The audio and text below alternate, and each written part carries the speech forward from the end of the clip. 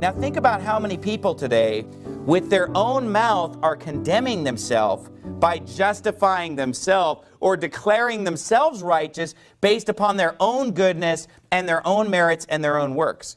Now Jesus Christ said in Matthew chapter 12, "For by thy words thou shalt be justified, and by thy words thou shalt be condemned." Therefore, people who say things, and go to Matthew chapter 7, let me show you the best example of this.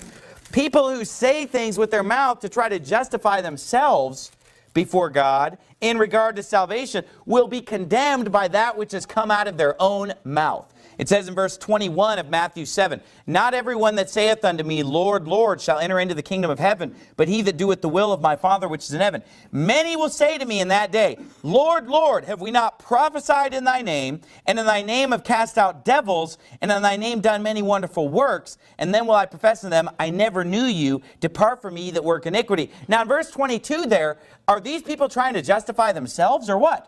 Or are they looking to Jesus Christ to be justified? Are they looking to the blood of Christ? Are they looking to the death, burial, and resurrection? Are they saying, hey, we believe salvation is by faith alone? Not at all.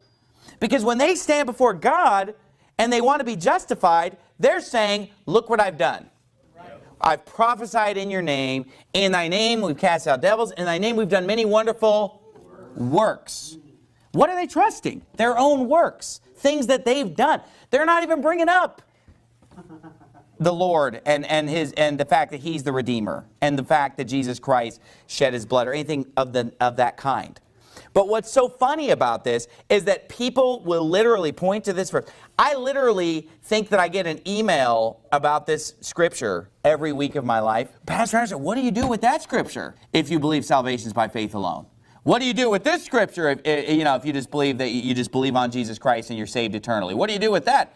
And that should just illustrate for you, my friend, how blinded the unsaved are to where they can't even comprehend Scripture at all.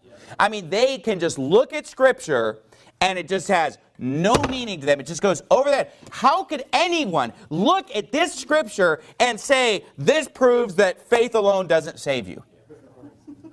Are they out of their minds? These people aren't even mentioning faith. But what are they mentioning? Works. And yet unsaved people all day long will point to this scripture and say, see, you have to do works. The people who are trusting in their works are the ones who are damned here. And they'll say, well, but it says there in verse 23, you have to do the will, or I'm sorry, in verse 21, it says you have to do the will of the Father. Yeah, except look up what the will of the Father is. Every time Jesus talked about the will of the Father, He said, this is the will of the Father, that everyone that believeth, everyone that seeth the Son and believeth on Him might have everlasting life, and He shall raise them up at the last day. That's the will of the Father, that they would believe on Christ and be saved.